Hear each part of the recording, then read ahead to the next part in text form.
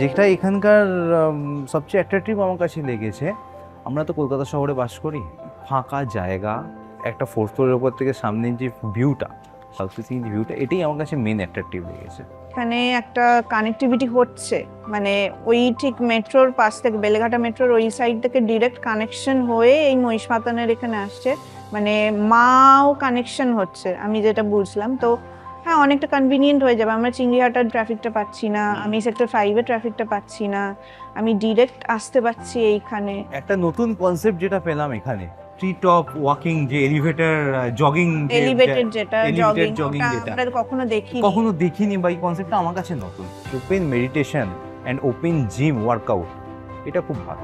Volleyball court আছে, basketball court আছে, আর একটা পিকেল বল কোর্ট আছে। সিকিউরিটিটা এদের একটু আরো মডার্নাইজড করেছে, সিকিউরিটিও দিচ্ছে, তার সাথে আপনার প্রত্যেকটা এতে একটা করে ইন্টারকম এরা প্রোভাইড করে দিচ্ছে আমাদের।